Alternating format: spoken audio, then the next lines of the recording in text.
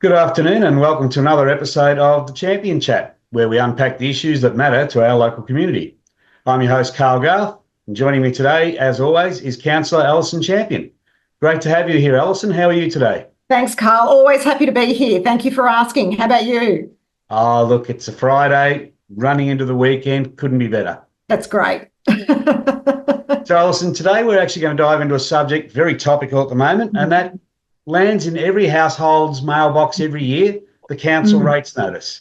Yes. It's that time of year when questions, confusion, and often frustration rise to the surface. Yes, they do. So what we'll do is we'll jump right in today and hopefully provide a little bit more clarity to people around rates notice and what is actually on it. Yep, absolutely. And this is a great question. So the rates notice, just into the financial year, the new financial year, you get a rates notice that essentially looks like that. All right, that's essentially what it looks like. And it has a variety of information on it that includes your property, and there's some planning language there. It includes the number of instalments you have, which is usually 4, and how much per instalment. It talks about the valuation, the date of the valuation of your property, which is a really important point, which we will talk about shortly, and the site value and the capital improved value, and then the net value. So I know we'll talk about that a little bit later in the podcast. The itemised details. So on the first notice, so it's the annual rates and valuation notice that you receive in about August and it's July, end of July, and it's due, usually due at the end of September. So you can either pay your rates notice in bulk, like holus bolus for the whole year, or you can pay it in 4 instalments. Or on a payment plan like I have. Yeah, like I have. Yep, absolutely. You choose. So your itemised details are this figure that you're paying to council is divided into these different items. This is actually what you're paying for. So it looks like this. I'm just going to hold up. So this is my one for this financial year. So it looks like that. If you can just hold that a little closer, I think I can see just residential improvement. Sorry, just if I can just get you to move it to your left. Okay, we've got curbside waste, public waste rate, and residential variable levy. I'm not sure what that one was. And a residential fixed. Yeah, you should have a fire levy there as well. Okay, that must be the one, the variable one. Okay. Okay, right. So you've got a variety. And then, of course, how you can pay. Yep. So you obviously be advised how you can pay. So you've got your total amount, how you can pay it. Okay. So I noticed there, Alison, that there are a few things that I wouldn't class, there are 3 main charges: general rates, municipal charges, and waste management, which I would expect from any council rates notice. And what part did they come under that section you just showed? Okay, so the section I was showing, you've got residential improved value, you've got your curbside waste rate and your public waste rate. Your curbside waste rate actually includes the landfill levy, which is not a council fee. Right. All 79 councils collect that for the state government. It's bundled up in your curbside waste rate, because when you put your bin out, council officers who are paid by council and the trucks that are serviced, managed by council, are used to pick up the bin. Okay, and that is taken to the waste centre and and divvied up. So the landfill levy, so when you put your red bin out, it's your landfill bin. When those are collected and they are put into landfill, at that point there is the amount of the size, the amount, the weight of landfill that goes into that space is what is paid to the state government. Now, as I understand it, one of the things that Banyule did with FOGO to try and actually reduce the amount of landfill that we would have. Because again, my understanding is that landfill has increased quite markedly under the state government as a levy. Oh, as a levy, it's significantly higher than it used to be. Yeah, I can't remember off the top of my head. It was in a different podcast, actually, last year. We talked about that.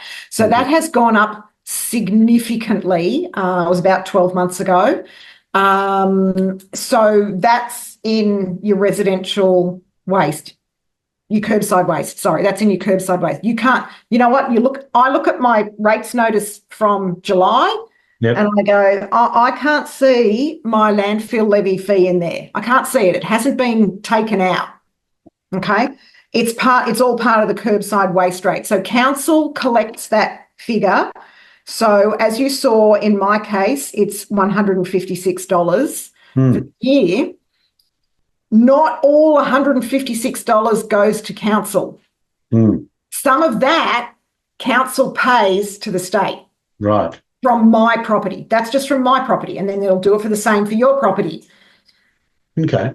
Yeah. So understanding that that's therefore a state levy, are there any other state or federal levies or taxes included in that local rates notice? Not federal, just state. Okay. So the fire levy, so you would have seen that my fire levy has been asterisked. So all fire levies on everybody's rates notice is asterisked, because that figure does not go to council.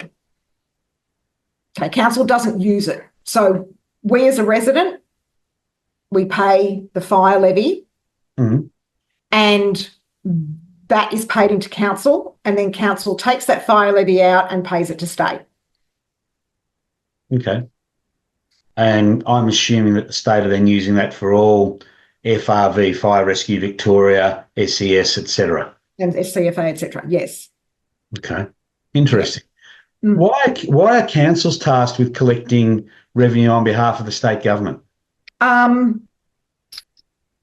It's essentially efficiency. Councils already have the system in place. So what used to happen a long, long time ago, the rates, your local government rates, used to form part of your building insurance. Okay. Tell me more about that.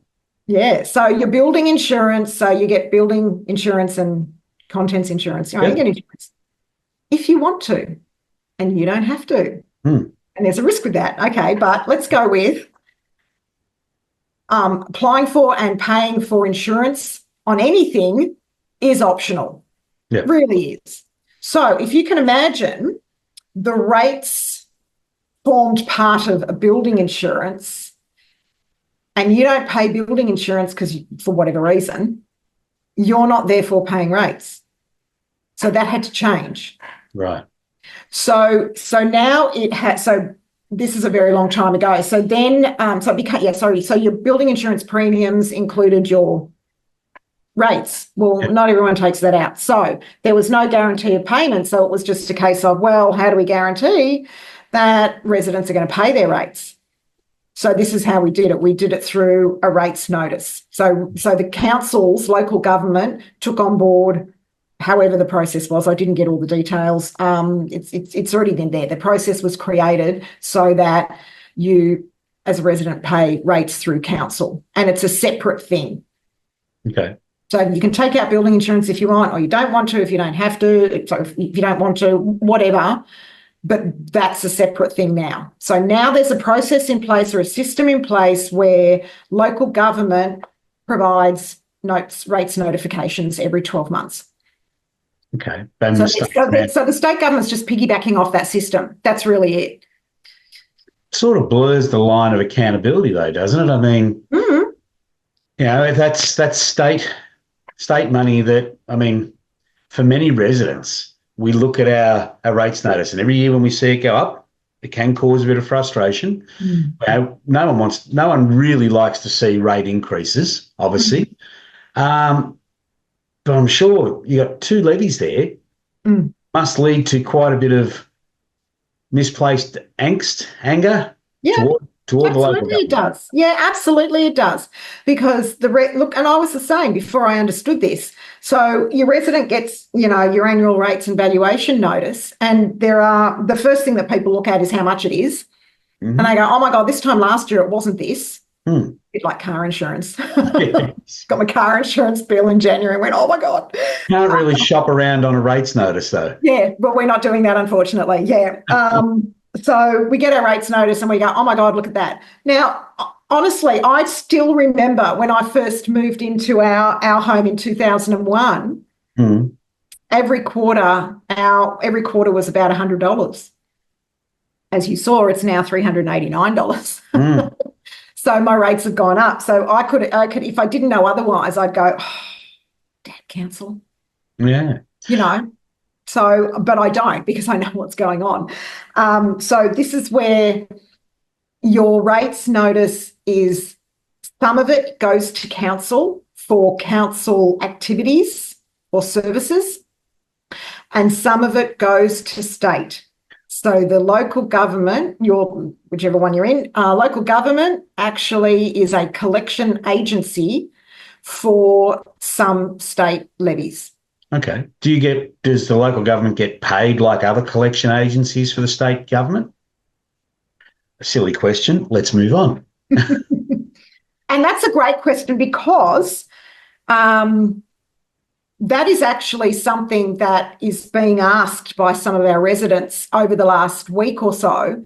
If you weren't aware, very recently, the Premier has announced that CFA volunteers and farmers in 24 local government areas are eligible for state drought support and will be exempt from paying the levy.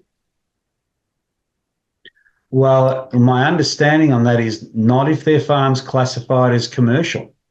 Okay, and then later, it's acknowledged that some CFA volunteer firefighters and farmers could apply for a rebate rather than pay the levy in full, and it only applies to a single level property, and that every dollar will go back to emergency services and then be reported on annually. So that was essentially the crux of the announcement last week. We have residents who have questions. They've got lots of questions, and that what you've just asked is one of those questions. So are council officers, or is each shire being reimbursed for the amount of time that the officers are taking and being paid for by the state? Is state reimbursing them for that? Well, and the calculation of it and putting it on the invoice. As I understand it, there is a standard levy to be applied across residential. Mm-hmm. When it comes to farms, the residents gets the standard levy, but the property and the sheds, warehouses, whatever else they have is seen as capital improved, and they then pay a commercial rate on the capital improved. So if they've got a $10 million farm that's rated at $10 million, they are paying a capital improved variable amount on that 10 million, which can be as much as 13. I think I saw it today. It was either 13,000 or as high as 130,000, and I think it might be 13. Even still, that's an additional tax on top of what they're getting. No, actually, it was 130,000 on the $10 million property. So that's crazy to now put a tax of tens of thousands of dollars on a primary producer who's, to be honest, already struggling a little bit with drought and everything else, and prices of water, prices of feed, and they've already warned us that that's going to have an impact on our meat and dairy prices. We're about to throw this tax on. The local council is the one who's got to collect it and be the bad guy. And you're getting all of the credit, shall we say, and nothing to actually flow towards the council to help them provide services. Yep. Yeah, that's right, Carl. You got it. not sure I want to get it. All right. So those are some of the questions. So for me, in a position as a councillor, I go, right, there's this idea. So again, high level thinking. Yep. Got this idea. How about we do this? And then the minutiae of it hasn't been acknowledged, announced, expressed. I'm sure it's been thought through. Surely it's been thought through. There's been things that have been thought through. And then what we get is residents contacting local council and their councillor and the officers because it's coming through the rates notice, but it's actually got nothing to do with council. Yeah. So I can say, look, pretty privileged. We're getting some feedback from residents and we're getting their thoughts. I like that. I'm happy with that.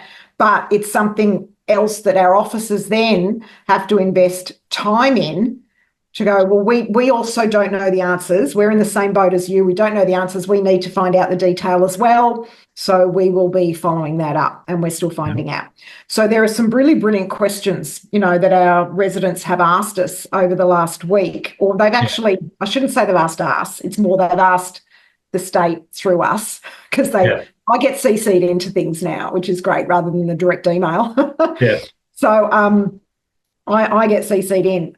So, I've got one of my residents going, well, what's the rationale for having your CFA volunteers and your farmers eligible for the state drought relief having to pay the full amount of tax when they're meant to be getting the relief? So they would have to apply for the rebate, and what additional resources are then being involved in that part of the process? So there's that. What's the definition of a single property? You've just said, well, hang on, there's a commercial angle and there's a residential angle, especially farmers. What's that? Where's the detail in that? Well, and many people live above their shops. How would that be classified? Yeah. And I'm just thinking, just knowing a little bit about property, it is possible, it sounds a bit odd, but you can argue that the street level commercial is a commercial venue. Whereas the level above is actually, again, look, it's still a single title, but it's above and it's residential. So it's a different zoning. So it can get a bit. Well, and again, because the next question I'm going to ask, and it would have a big impact on it, being capital improved value. So why don't we get onto that for a moment? Because it does seem like a little bit of a black art when it comes to the rates with the property valuation. So can you have a background in real estate, which is really great, as well as being a councillor. So can you explain the capital improved value, the site value, and the net annual value? Yeah, I can do that. So your capital improved value is anything constructed on top of the land. Okay. But not including the land. Site value is the land.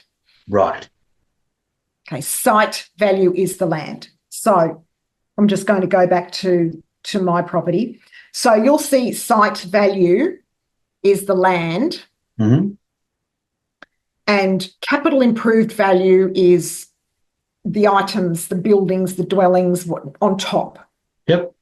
There is another argument, an additional argument that your capital improved value can include natural vegetation, depending on the size and the age of, say, trees. Trees add value.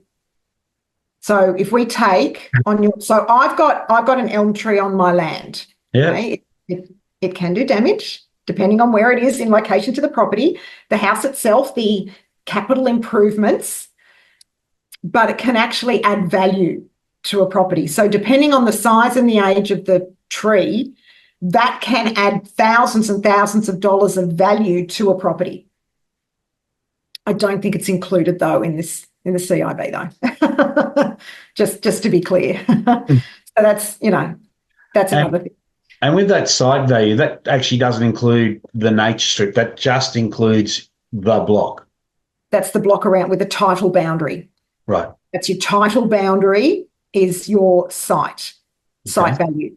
And then your capital improved is all the dwellings on top that are built on top. And then their condition and age makes a difference. Now, what your capital improved value, now you've got to also understand this, even though these figures, your site value, your capital improved value, and your net annual value, which we'll also talk about shortly, come through the council rates notice, they are not created or worked out by council. Okay, they come. Okay, the valuation comes from the Victorian Valuer General. Thank you. VAGO. Victorian Auditor General. So that office creates the value. So capital improved in the site, but I've got to add something. Yeah. So my rates notice that was issued in July last year, the valuation was done on the 1st of January for the previous 12 months. Now, in the current market, the current economy, our markets, because the interest rates have gone up so quickly in such a short space of time, every month for 13 months, and they've only just gradually started to come back, one in February and one last week, and there's expected to be another one later this year. That's fast. All right. So values have moved very quickly in the market, which is created by human beings. Yep. The market is human. Whereas VAGO works on statistics and numbers. Yeah. So if I understand you correctly, even though the last 12 months the Melbourne property market dropped on average about 6%, the valuation was done before any of those actual drops based on data before that. Yeah. So next valuation should actually include those property drop averages. Yeah, and by that stage, so January next year, by that stage there will be a different shift in the market. There'll be movement in the market since we all have had a good 3 reductions in interest rates. So it won't be realistic. So your valuation that is presented to each resident through your rate notice is a good 6 months behind. Right. As you get your first rates notice, by the time you get to the end of the rates notice, that financial year, by the time you get to the end of that financial year, it's 18 months out of date at least. Yeah. Now, when properties are appraised, because it's not a formal valuation in the property industry, in the real estate sector, it's appraisal. Yep. And it's based on the comparable sales within the previous 6 months at the most, because the market's been moving so quickly over the last few years, whether it's been up or down. Yep. So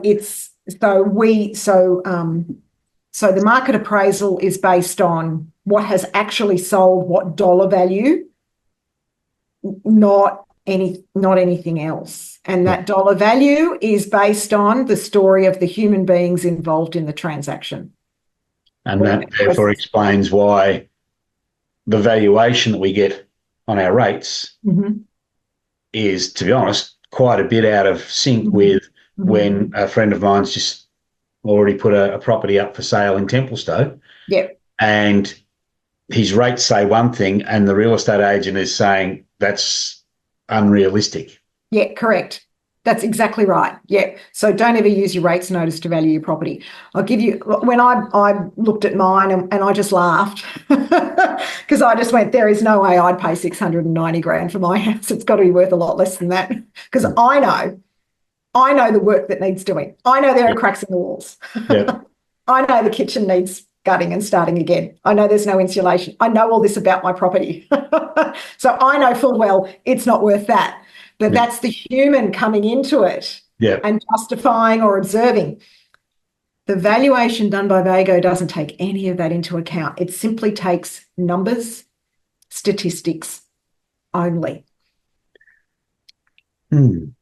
So and then you've got the net annual value. So there's also a net annual value there, and your net annual value is essentially your potential rental return on the property. If you were to lease out your property, your potential dollar value or income that you could receive is that net annual value. Okay. Now, again, the rental market is so all over the place. And it may not be, that net annual value, again, also may not be realistic. Yeah. But it's mainly the CIV and the site value that it's used, isn't it, to calculate what your rates will be? Yeah, correct. Yeah, correct. Yeah. So I hope that helps a little bit. You've definitely provided some clarification. I still think that some of those valuations, you've provided a nice clear breakdown, but it must be. I know I look at my rates notice every year, and I don't think I've ever seen my CIV go down. There you go. So, and we know that the market came back significantly in 2022. Yeah, so I'll be watching the next rates, that CIV, with interest in 60 days. Yep, absolutely. And and this is actually a really good. The last sort of 5 years is a really worth of rates notice. So the last 5 years of rates notices, if you can collect them and just put them together, one for every year, let's say, and you look at it, and it can be quite fascinating actually what the figures come up with. Yeah. And how that because there's such a short space of time where there's been such a significant shift in values based on where the the VAGO advisors, but also it comes back to the interest rates. Yep. And how much people can borrow as to how much a property is going to sell for. Again, exactly right. Human factor. Yeah. Okay. Well, look, Alison, as I said, you've provided a lot of clarity. Before we wrap up, do you have any final words, or do you have any advice for people when they're looking at their rates notice, have a question, especially around some of these other levies, who they should contact first? Look, if you have any trouble, so if you have trouble making your payments, you can email the council, your local council. If you do have questions, you can always, again, you can contact council. So you're being asked, send an email address or a phone number. So the phone number for Banyule is 94904222. You can always contact your councillor if you want. I know last year and the year before, I did have residents contact me. A little bit later in the year, they got their rates notice in sort of July, August, and then they contacted me and asked questions. Now, fortunately, I have enough knowledge about property to be able to advise accordingly, but not all councillors can. Yeah. So I would suggest, look, a really good, just go straight through to email your councillor or CC them in. You can contact Banyule on inquiries@banyule.vic.gov.au. You can CC your councillor in and ask the question. And then a response will be given. They'll go to the appropriate department. It'll be in corporate services, and an appropriate officer will return an answer, a response. Now, if you don't understand the response, that's okay. Just ask for clarification. Yep. All right. And I appreciate that. I've tried to keep this in layman's terms as much as I can, because I know how hard it is to not understand some documentation. There's documentation I don't understand. Yep. That's why I have a lawyer, I have an accountant, and I have a bookkeeper. I have them because I don't understand their language and I don't understand their documentation. So I ask them. It's the same thing here. If you don't understand something about your rates notice, you can always get back to whichever council you're in to do that, and there'll be an officer who can assist you with that. Okay, excellent. Yeah. Well, look, thank you for those insights, Alison. It's been really good. And thank you to everyone listening. We hope today's episode has helped shed light on what your council rates notice, why it looks the way it does. Join us next time on the Champion Chat with Alison and myself, and take care for now. Thanks very much, Carl. Bye, everybody.